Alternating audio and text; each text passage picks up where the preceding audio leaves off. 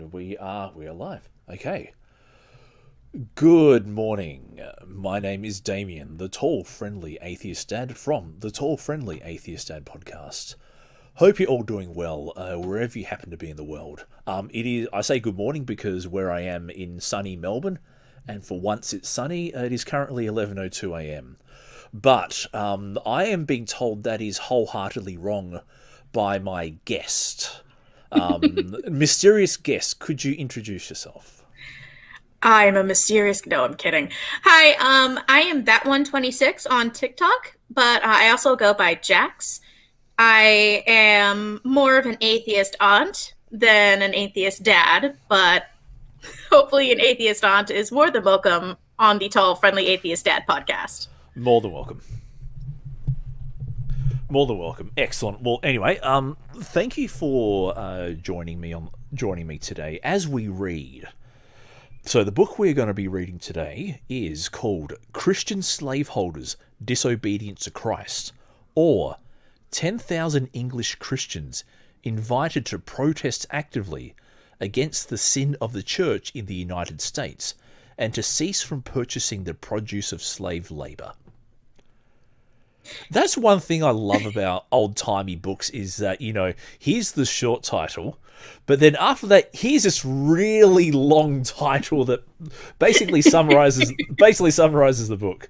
But yes, so That's the one plus side of old books, but indeed. on the other hand, it's one of those, okay, can we get to the point? Can we just go? Yeah, well, I want to get reading. Gosh darn it. So I've decided to read now. If you do jump onto the Tall Friendly Atheist Dad podcast YouTube channel, I have also started reading. What was the name of that book again, Jax? Bible Defense of Slavery. Yes, Bible Defense of Slavery. So I'm deciding to read these books because one, disinfectant is the best sunlight. I do find that highlighting these ideas and discussing them is a good way of combating them. And two, I am very interested in the historic thought that people had, what people did with the knowledge 200 years ago in regards to something that we would say is a clear-cut issue now. But I'm reading these because it actually gets into the mind of why the people of the time thought the way they did. So I am now. So what I'll do is we'll head to the Venerable Thomas Clarkson. So if we go to the contents page, even the contents page has a few interesting titled chapters. So I'm just going to cough. So for example, if we go to contents, part 1, the present state of Americo-English slavery, the cotton market. Part 2, the immense increase of Negro slaves in the United States during the last 50 years. Part 3, the Code of American Laws Against the Slave affords sufficient proof of the extent of his sufferings and degradation. Part 4, slavery in America supported by ministers of the Christian religion and their churches. How can this be explained? How remedied? Because you don't seem like you're as antagonistic as me, Jax, but I frequently get into debates, arguments, contests of ideas about the fact that, in my mind, the Bible clearly supports slavery. And when I was a Christian, I didn't even know that those verses existed. Like, I knew that the American church, a lot of people were using the Bible to justify slavery, but nowadays I was never really taught about those verses. It was one of those hush hush secrets. Don't tell the kids. Yep. Don't mention the war. There is no war in Ba Sing Se. No. Actually, I was going to say the Bible does endorse slavery, but I also do see Christianity as conflicted in that there are verses that clearly endorse slavery, but there are some that also condone it. But the problem is that there is no verse in the New Testament that clearly condemns slavery as what any Old Testament verse condones it. Right. So you can make the argument either way, but I think the pro-slavery argument is easier. It is. It's a lot easier for the pro-slavery argument, unfortunately, which I guess for me just kind of goes to show that this is not a perfect book. But No, it was a product. It was a product of its time. Is the best way of looking at it. I'm getting ahead of myself. No, that's sorry. So I'm going to start with the preface. Now, what I'd like you to do is, if either of us have something that we want to say in response to what is written, just shout out. I'll finish the rest of the paragraph. Or would you like to read at some stage as well? Or are you happy to listen? You just let me know when to jump in, and I'll do it. No worries. Okay, sounds good. I'll let you know when to jump in. So, let me clear my voice. Take a big breath. And this is the preface. Now, I don't know what page this is because page numberings of old books are really weird. But anyway, it says preface up the top, so I'm going to call it the preface. In 3, 2, 1, here we go. Preface. The alarming prospect, which is now opening, of increasing slavery and slave traffic in the United States has been greatly increased since this pamphlet was put into print. In the month of June last, the great territory of Kansas, Nebraska was, by the federal government, added to the slave states. This territory includes more than 450,000 square miles and is, therefore, 3 times as large as England. Who is to calculate the number of new victims destined to suffer and die in this new state? How many millions are yet to groan under a so-called Christian bondage? If ever an effort is to be made by English Christians to stem this tide of wickedness, that time has surely come. It is a truth assumed in the following pamphlet that slavedom, such as it exists in the United States, is incompatible with the religion of Christ. By this I mean that no true servant of the Redeemer can, consistently with his religious profession, hold men in bondage such as North America presents to our view. To prove the truth of this assertion would be a kind of insult to the understandings and hearts of many. Others, however, have lingering doubts on the subject. The Mosaic Law allowed slavery, they argue, and it is certain that, under the gospel and with the sanction of the apostles, Christians held slaves. Onesimus was the slave of Philemon, etc., etc.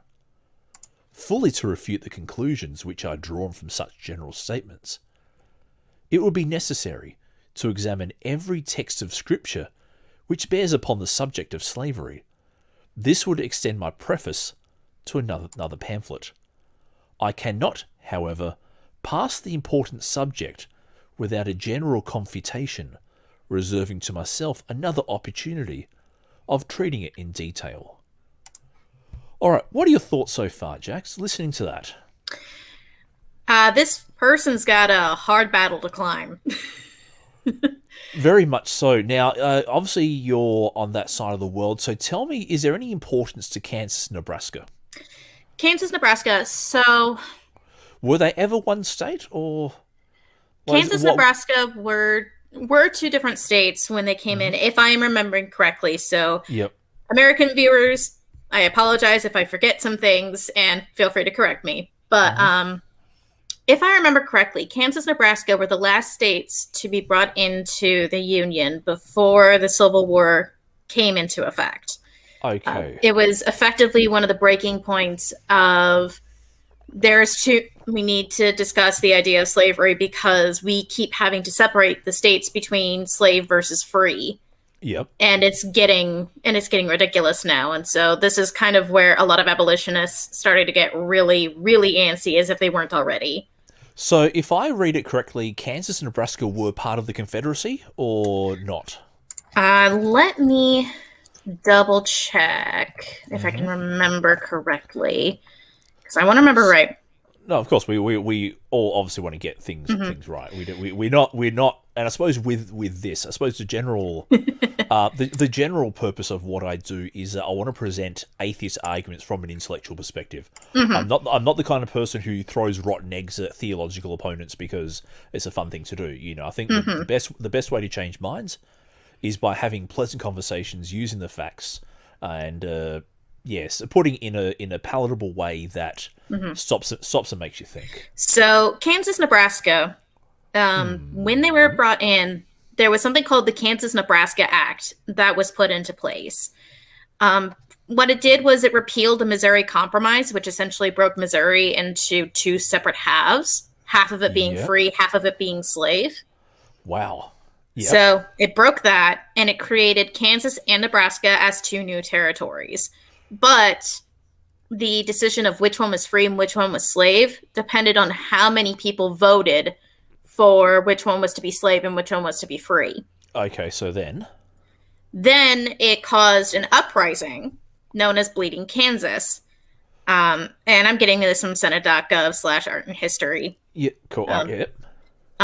But as a result of all these people coming into Kansas to try to make it a slave state, there was a lot of people who were killed in the attempt to rush in and vote as if they were from the Kansas area to say, make this a slave state.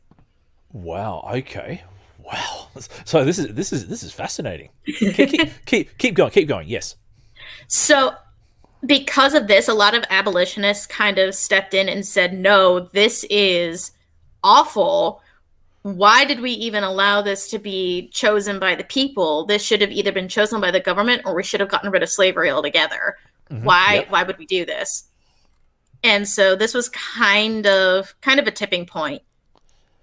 Okay, so how do they become slave states then? Because if I read this pamphlet correctly, it sounds like he's talking from the perspective that Kansas, Nebraska became slave states.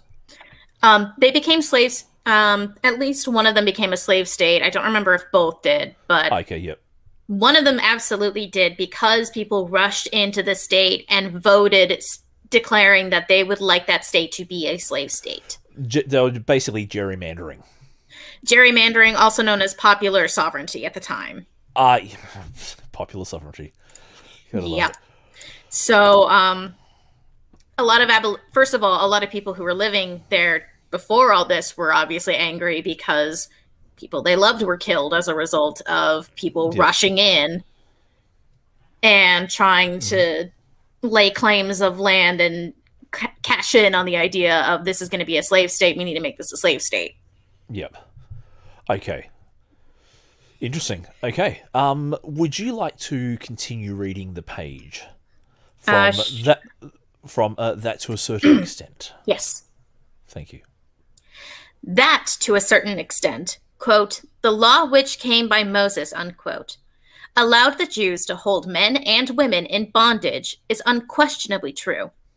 An Israelite might virtually sell himself for life to a master whom he had already served for 7 years. Note Exodus 21, verses 5 through 7. Mm-hmm. An Israelite might sell his daughter as a servant or bondwoman to a Jewish master. Note Exodus 21, 7 through 10. Israelites might buy bondmen from the strangers who dwelt in their land, or from the neighboring heathen nations, as we read in Leviticus chapter 25, verses 45 through 47. Thus expressed, end quote, and ye shall take them as an inheritance for your children after you, to inherit them for possession. They shall be your bondmen forever, end quote. Lastly, one heathen tribe, the Gibeonites, was to remain in a measure of penal servitude to Israel. Joshua 9. As it regards to the Mosaic laws, they were made for the Jewish people. We are not Jews. It becomes, therefore, a serious question what portion of those laws, if any, is binding upon us Gentiles who are under the gospel. Whether, especially, those laws which regulated Israel's national customs are so agreeable to gospel laws as to be safely adopted by us. Okay, Jax, I'm going to jump in here because you read out something interesting that, the Old Testament. This is something I said before, just before we started reading, was that the Old Testament has verses that clearly, strongly, unequivocally endorse slavery. Mm-hmm. And you just quoted how many scriptures? 1, 2, 3, 4 four scriptures that that we are told are God-breathed, that we are told are divinely inspired, that we are told is from the most intelligent force in the universe. And here is God, dictating that, either dictating or clearly allowing slavery to happen. And there's a point where the first one you read was, an Israelite might virtually sell himself to a master for life to a master who's already served for 7 years. Now, do you know much about what that's referring to? Indentured servitude, I believe, is what was originally ascribed to that. Correct. However, indentured servitude is only for Israelite males. Correct. So what can then happen is that if a man sells himself to pay for debt, if the master gives him a wife, any children that those two people have are considered the master's property. Mm-hmm. So far from a system to now. Sorry, I keep getting off track here. I'm told by apologists that the Bible had laws in order to regulate slavery and eventually see its downfall. It was trying to phase slavery out. Whereas if I read Exodus 21, far from being a system to diminish slavery, this is a system to perpetuate it. Absolutely agree. I completely agree with that. And here we are seeing it in this old pamphlet showing that this is one of the verses that was used to justify slavery in the United States. And I might just quickly jump over to the next paragraph on preface page 9 as well, where you raise the question, also raise the statement, "We are not Jews." Now, this is interesting because, to me, it's this weird Old Testament, New Testament divide. Are we still under the Old Testament law? Also, are Christians still bound by the Old Testament laws? And there doesn't seem to be a clear-cut answer on the topic. Like, for example, Sabbath is no longer a thing that God cares about. Wearing two types of fabric is no longer something God cares about.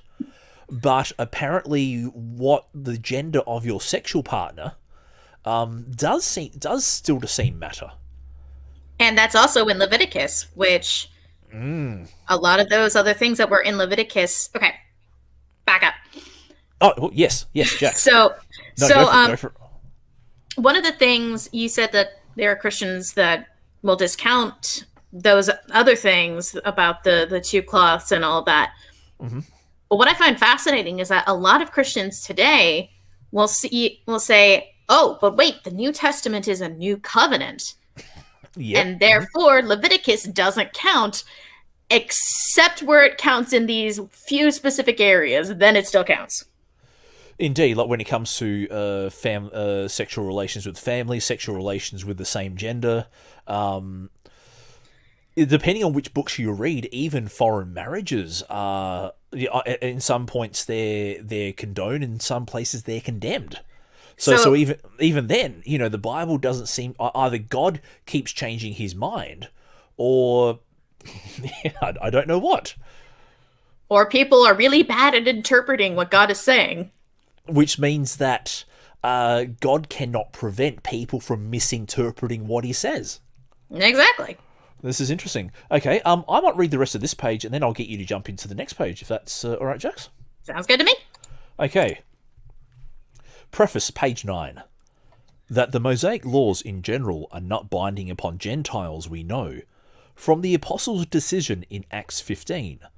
Nor need I remind Christians that St. Paul's reasonings throughout his epistles to the Romans and Galatians, as well as that written to Hebrew converts, are to the same effect, viz., now we are delivered from the law, that being dead, wherein we are held. Yet most of the evils which Christians have done in the church or state have flowed from their mistaken going back to an exploded law. If, indeed, they be in general binding upon us, we must be prepared to obey them all, without distinction. According to that severe law, Rebellious children were to be put to death.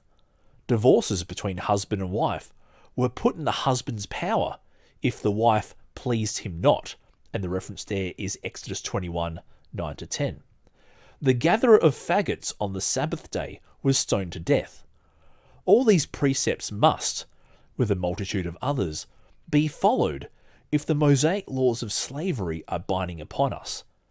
By these observations, I do not mean to hint that American slavedom resembles that form of modified bondage which the law sanctioned. American slavedom is borrowed from the heathen, not Jewish system. What say you to that? Okay, I'm sorry. First of all, I was laughing because we were literally just talking about this. That first paragraph, we were literally just talking about how is the whole thing supposed to be binding to us, or is it not? Yep. Well, look, I'm glad that God is no longer offended by wearing mixed fabrics or by eating of seafood, which is good, or pork. You know, if God if God still hated pork, you know, I'd be somewhat mispleased. But well, the Japanese would be in a lot of trouble too because they love tonkatsu. oh yeah. Now you got me hungry. But yeah, no, this is the thing. And this is why. Now, who was it? I think it was either the Gnostics or the Marcionites who... there was one rival sect of Christianity that held that God was the bad guy and Jesus was the good guy. With that very particular dichotomy. Mm-hmm. I know what you're talking about. It's right there. Okay, if one of us can think of what it is, but yeah, and this is one reason, like, I find the early train of Christian thought to be very fascinating in that, you know, Christianity wasn't one set of settled doctrines that, you know, that was all puppies and rainbows. You know, it was persecution of heretics. It was documentary destruction. It was, you know, it was, in some places it got nasty. And there's actually in one of St. Augustine's letters, he actually endorses persecution for heretics. It's just like, okay, he'd be like the last, but he's like, you know, he's like the venerable father of the church, but no, even he, you know, didn't think, you know, like, I think at the start of his ministry, he was pretty cool about, you know, like he was basically of the opinion, like, let Jesus bring them back. Mm-hmm. But I think then towards the end, towards the end, he was more, you know, those guys are going to hell, you know, we better purge them. If you get what I mean, but I'll finish this paragraph and then I'll let you take over. If that's all right, cool. Go on ahead. What we affirm is, this is on page 10. What we affirm is that we, as Gentiles, are not more bound to maintain a Jewish slave system than we are to stop agriculture every 7th year, or to keep the Feast of Tabernacles. None of such laws can be called moral, or said to be, at all times, of equal obligation, like thou shalt not steal, or bear false witness against thy neighbour. And just those two quotes there, the every 7th year verse is Leviticus 25, 2-3, and the Feast of Tabernacles was Leviticus 23. So yeah, you're right, this is just the stuff we were talking about. So if you have to... I've never, like, I have heard the apologetic that the Mosaic law was broken down into ceremonial, civil, and, like, criminal. Mm-hmm. But that's kind of like a modern invention. Like, right. in all my Jewish friends that I speak to, there is no distinction between, you know, like, the law is the law. And I'm not sure if you're familiar with the 613 laws. So basically, the first 10 commandments are the first 10, but then if you keep reading through the rest of Exodus, Leviticus, Numbers, Deuteronomy, the number of laws totals 613. I did know that number. That is a number that I was very much trained on in private school. Okay, but I My impression is that is not exactly orthodox. There are some sects of Judaism that don't quite hold to the 613. The number of laws being 613, but yeah, but like this is the thing. There just seems to be no set thing where, I suppose, to continue the conversation we were having before, there seems to be no set thing where, like, I like that from the Old Testament, so I can condemn you for not being for being a heretic or a reprobate. If you're familiar with the Yes, I am familiar with that word. Okay, thank you. You're fine. You're fine. Whereas, if I go to work on Sunday, or if I wear, jeans and jeans and a polyester shirt, or if I eat shellfish, or I eat something with duck's blood, and I'm familiar with Asian culture, and you do get some dishes that have like blocks of blood in there, and it's like yuck. But by the Old Testament, that would be a death sentence for me, and so it's interesting that either God changed his mind, which then literally goes against some verses in the Bible, or God is, to use a word, schizophrenic, or the position of God changes between gods, and like one God gets kicked out and another God comes in and says, no, I've got to loosen things up, and then like that God gets kicked out, and like another, it's like a rotating chair of gods with different personalities. Musical chairs. Yes. Or probably the most rational explanation is that the books, the text we are reading, are a product of the time. So, Jax, could you carry on for me, please? Yes, I can. We must even go further and say that many laws which were moral under the law are become immoral under the gospel. Though a plurality of lives be nowhere enjoined or expressly alluded to in the Mosaic Code, it is nowhere therein forbidden. This is an omission which appears to us extraordinary when we reflect upon the fact that polygamy was general in the neighboring nations, and upon the importance of preserving the chosen race from such an evil, if it were so to be regarded. When we add that Jewish patriarchs, that David and Solomon lived in polygamy, and that the Bible marks no condemnation of this state, we must conclude that no immorality was thereby chargeable upon them. It has been generally agreed by Christians that the Jewish law as regarded marriage, divorces, and the inferior position which, under that economy, was assigned to women, were not binding upon Gentiles. But not only so, they were deemed contrary to the word and will of Christ under his kingdom. That men should no longer marry the widow of a deceased brother, as in Deuteronomy 25, verse 5, that a woman should no longer be outraged by seeing her husband's affections shared by another woman, or women, such as Exodus 21, 9 through 10. All the Christian church has agreed in these positions. I'm going to stop you there. This is... I forgot about that. I forgot about polygamy. But it's interesting that, as we were discussing before earlier on, the Mormon Church still practices polygamy. Well, some parts of it. The fundamental Latter-day Saints definitely does. Yeah, that's... and also, just trying to think, Islam as well. Even though they're not Christian, obviously, but I actually see Islam as Judaism 3.0 myself. I see Christianity as like Judaism 2.0, and then Islam came along and like kind of went back to the original Mosaic laws, particularly around dietary customs and all that stuff. But where was it that we were reading? That the wife should no longer be outraged by seeing her husband's affection shared by another woman or women. All the Christian church has agreed.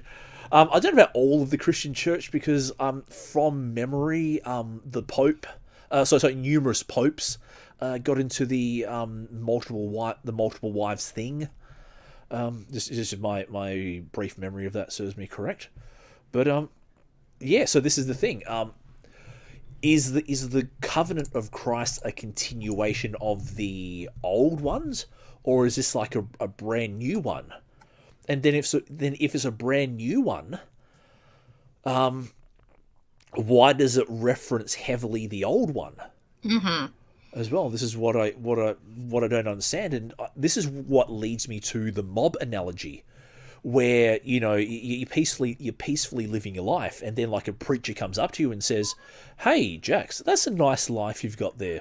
It sure is. Shame if something happened to it, eh? Oh no, not like Job." But let me tell you something. If you believe in the Son of God over here, if you go to church every Sunday and give your local church 10% of your weekly salary plus offerings, and agree to go to every Sunday and Friday prayer service, I can guarantee that your life will go a lot smoother. What say you to that? Well, I say that's quite a bit of an issue that we got there. I'll have to consider that with my husband, as I'm a woman, and therefore I'm not allowed to make that decision. Actually, and you bring me onto the second point. Onto another point that I was reminded of as you were saying, as you're reading from the book, was the treatment of women as property. Oh yeah, that's a big one. Would you like to expand on that for me? From your perspective. From my perspective. So, yeah. Bear in mind, I was raised in a private school most of my life. So, This is what I was taught growing up.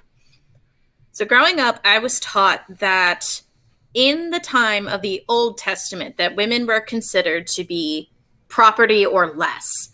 There are obviously some exceptions, like Ruth. Ruth and Deborah were the two big ones. Yeah. But we were taught that women were seen as property or even less than property, depending on the situation. What do you mean? What do you mean by less than property? What makes you say that? So the reason I say that is at one point there was a 2-witness rule, where you had to have two witnesses for a specific crime. Yeah. Or one man or 2 other witnesses to come forward and say this thing happened. For a woman, if a woman were to come forward about, say, some form of thing was going on in the house and she wanted to say that her husband was doing something, sometimes 2 witnesses weren't enough. Sometimes you needed 3, 4, 5 to get the point across. And if you didn't have that, then even 2 wasn't enough to be convinced that something happened. Yep. But in the New Testament, women were still not really seen as part of the community as much, but it was slightly better.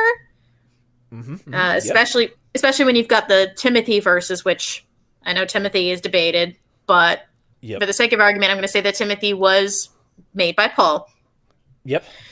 But with Timothy, women still weren't allowed to hold major positions in the church that I grew up in. They could be... Really? No. Okay. They couldn't be pastors. They couldn't be priests. They could be secretaries. They could be... I know. That's what I dealt with, too. They could be heads of the praise team. They could be They couldn't be head of the ushers, but they could be an usher.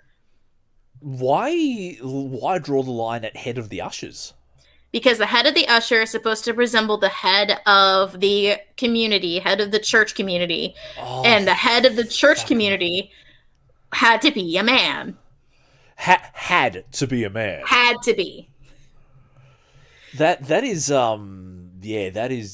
interesting, because I in the various churches I was around in. So basically, I was a teenage convert. I was first in a Lutheran church, but I spent a good few years in a fundamentalist, charismatic, non-denominational church. And they actually did have female pastors. Oh, that's nice. However, don't get too excited. Don't get too excited, because they did debate the issue fairly strongly, and also how can I say, like, there's one female pastor I've got in my head that she was basically chosen, and like the reason she was even considered was because there weren't any viable male candidates for the spot. Mm-hmm.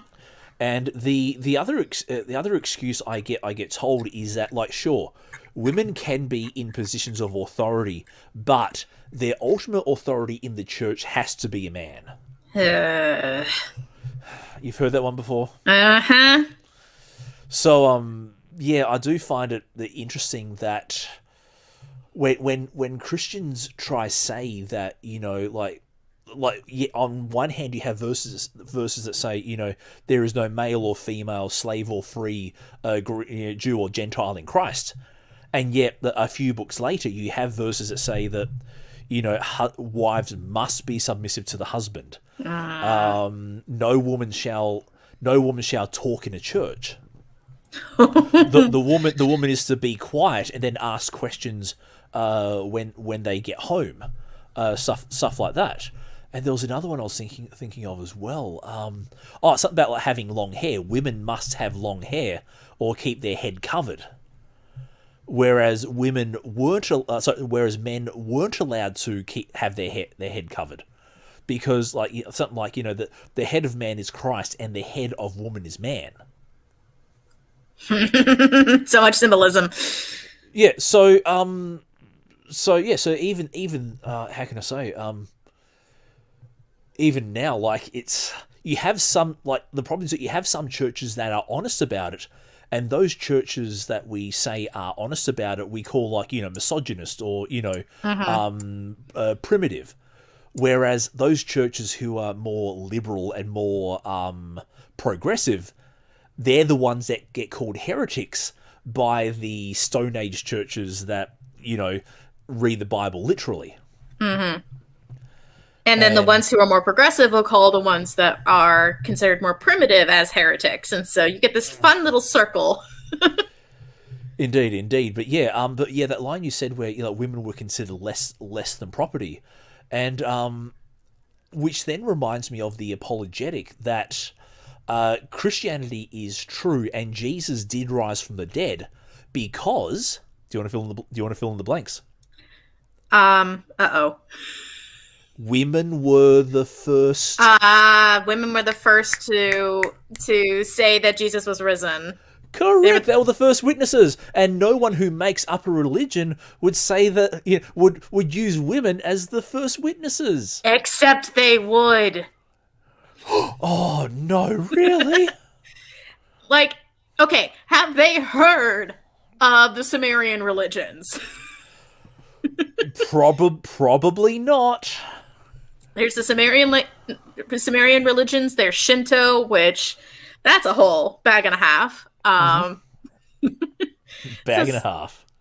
So it's like, really, guys, we're really doing this? Okay. Yep. And I do find that the argument that the society of the time was, you know, to use a word, misogynistic. Well, whose society was it? That they were Jews, you know, being like ultra orthodox, strict Jews. So it's sort of like one branch of God's people have decided not to be like. So one branch are really, really misogynistic, and then like another branch are not quite as misogynistic. But it's still there. It's still there, yes. And this is the other thing, is that, like, I hear the argument that, you know, women were the first witnesses. They couldn't possibly have lied. But what do you notice that they do? Those women go tell the men. And it's the men who preach the gospel to the outside community. Correction. They say that in the later edition of Mark, which added that they talked to the men, and the other Gospels, it says so. But in the original version of Mark, they just said nothing. Actually, yes, you make a very good... Are you saying that there are errors and amendments to God's holy and inspired word? Yes, I am. You wouldn't dare. A Jezebel saying such heretical things. I'm wounded. Actually, that reminds me. Yeah, Jezebel was a very interesting figure. I gotta say, but well, we can talk about that another time. We've rambled on. we have, but I've had fun rambling on. So let me get my there we go. All right. Where were you up to? We Gentiles are under the law. We Gentiles are under the law. Where can I not find that? Ah, idiot me. Okay. If I may do the misogynistic thing, I'm going to jump in and take over. No. Yes. Go ahead. We Gentiles are under law to Christ. His word and his example, preached to us, have set before us a perfect model of obedience to God, and of service done to man, love to man in his sin and wretchedness, in order that by man's redemption he might bring praise to God. Such was the law that which he came to fulfill. Such was the law which, in its spirit, he set before his followers. True it is that, thou shalt love thy neighbour as thyself, was the great commandment of the old law. But how to obey that law, the law itself was unable to reveal, and who was my neighbour? It but partially set forth to Israel.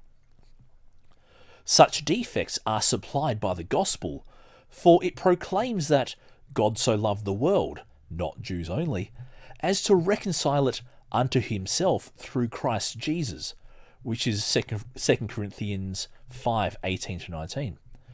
This gospel stamps a worldwide love upon the Christian's heart, teaches him to enter a path of self-denying service for men. The divine Saviour became a servant for his sake.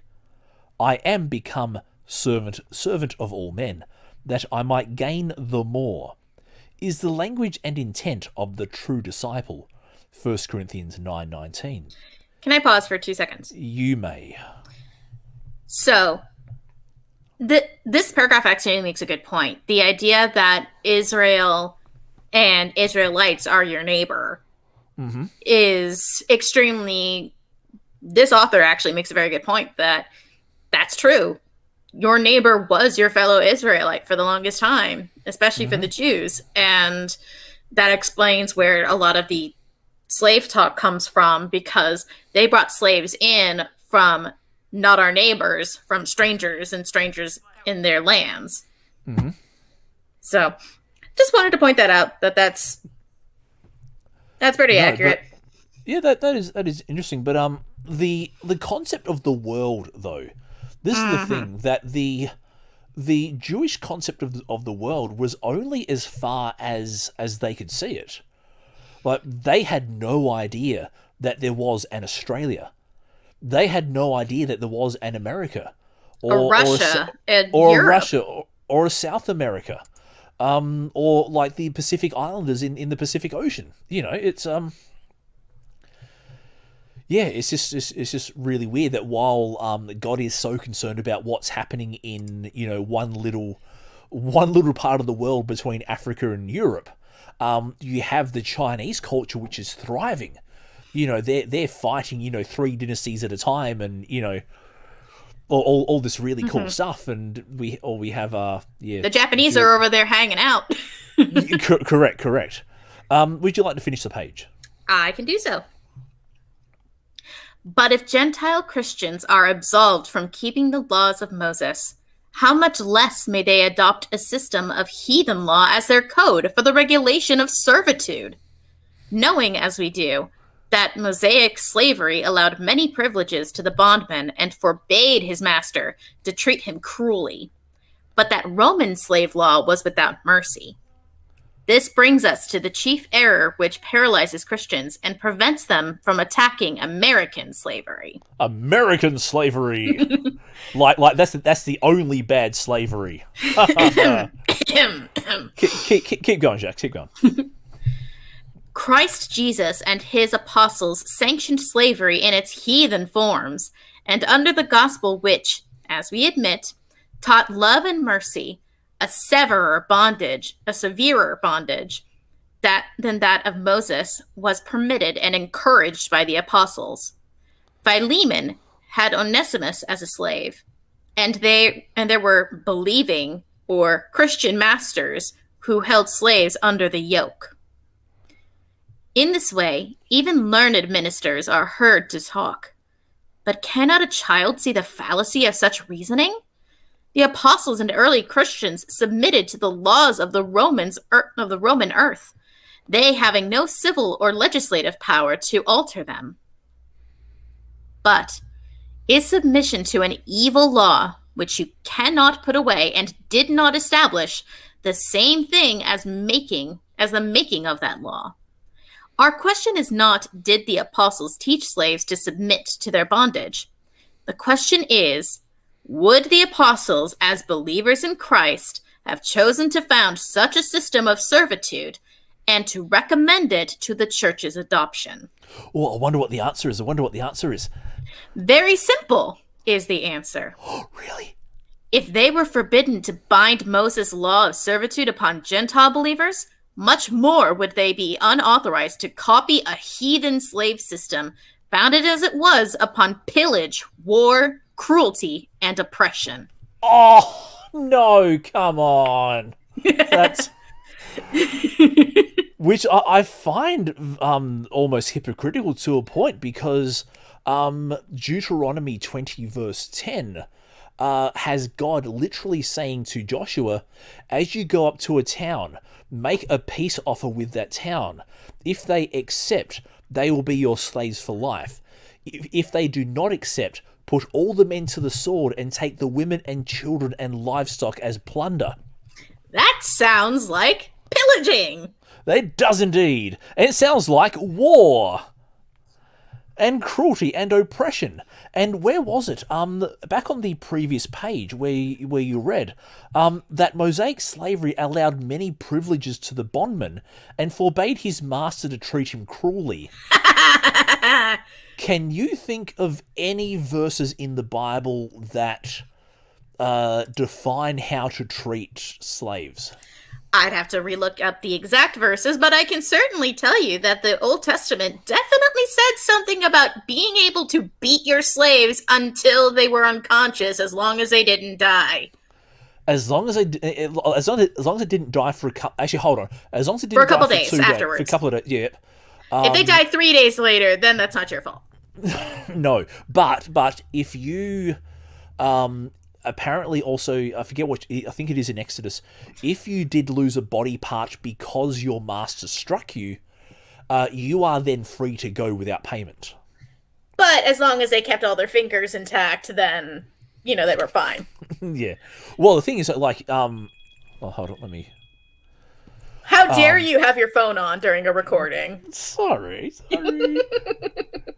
So it says the person who was eating dinner right before they came in. Hey now, my husband made a late dinner. A late or a leak dinner? A late. Oh, I was going to say a leak dinner. Like, a leak dinner doesn't sound very, very appetizing. No, it's jambalaya. It's what? Jambalaya. Are we speaking English here? Yes, we are. I'll tell you about it later. Okay, no worries. Yeah, but the problem is, like, let's say you lose a tooth. Okay, you can still become like a fairly productive member of society with a tooth that's loose, or even like a little finger gone, even though you're kind of a little bit hard. Whereas, like, if you lose an arm or an eye or like half a jaw or some other gross disfigurement, then the fact that you are to go away without payment means that you've been turfed out with nothing. Well, when they say that slavery cost a leg and an arm, I guess they meant that literally. Ba-bum. Yay! I'm sorry, that was dark. This is us. Now, where were we? Of what avails it? Yeah, exactly. Yeah. And I was gonna say one more point. Onesimus. We do get that from apologists as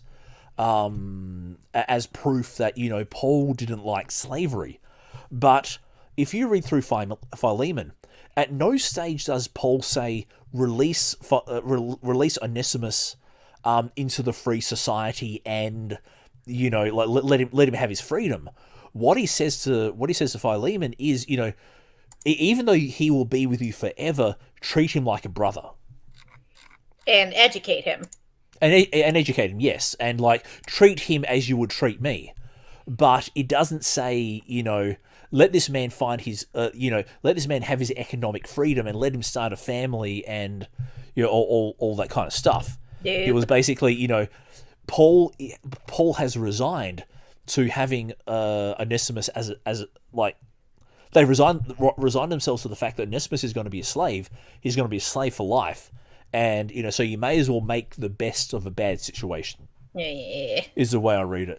Anyway, what I might do is we'll finish this page and then we'll call it a day, and maybe next time we'll see how we go. Anyway, all right. Where was it? Oh, what avails it? Where am I? But what avails? What page are we on?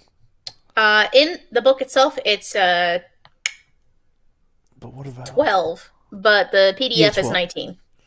Yeah, 12. What? Do you want me to start it and see if you can catch up? Ah, yes, I found right down the bottom. There it is. Okay, yes. Of what avails it to tell us that the early Christians went on owning slaves upon the heathen principle of slavery? There is absolutely no proof of such a fact. That many Christian masters continue to hold those whom, before their conversion, they had bought or inherited as slaves. That they continue to retain these men in servitude, we doubt not.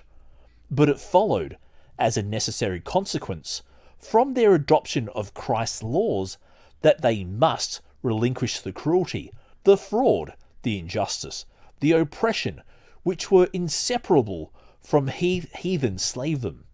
In other words, while the servant kept the name of slave, the common name for those whom we call the labouring class, he was practically freed from all the wrongs and cruelties which, from a heathen despot or an absolute master, he would have suffered. Did the apostles recommend the brethren to set up heathen slavedom as a system agreeable to the law of Christ? This is the only question at issue. If their submission to evil be a commendation of evil, then we must equally argue that, by submitting to Nero's imperial despotism, they recommend such a form of government to Christian monarchs. It does not appear that American slave owners have thus read the apostles' teaching in Romans 13, or helped to vest their governments in the undisputed will of one man. Yet in order to be consistent with their own principle, they should enthrone a Nero in each of their states, as the monarchy most pleasing to God, because that in the apostles' days believers submitted to such governments. Still we wonder, it is said, why the apostles did not say plainly to the brethren, keep no more servants, buy and sell no more in heathen bondage. Because they didn't want to. Don't be so cynical. Oh my gosh. let the man get his answer out. And to get that answer, I think we should ask that in the next installment. Don't you reckon? Yes, I reckon such. Excellent. What are you doing for the rest of the day there, Jax? Well, your day is going to consist of whatever it is, and picking the kids up from school. And I go to bed in a couple hours. Fair enough. It's almost 12 o'clock, so it's almost lunchtime. I'll be picking the kids up from school, and I'll be returning that phone call that I had. But that's important. Oh, indeed, yes. But otherwise, Jax, thank you for coming on. Thank you for being a having guest. Me. You're more than welcome, and I'll be in touch about next time. And if you are available, please feel welcome to jump on. If anyone listening would like to become part of the discussion, feel free to contact me on Twitter at TFADpod, facebook.com/TFADpod, or head over to www.tallfriendlyatheistdad.com. This is Damien, and this is Jax. Have a great day. See ya.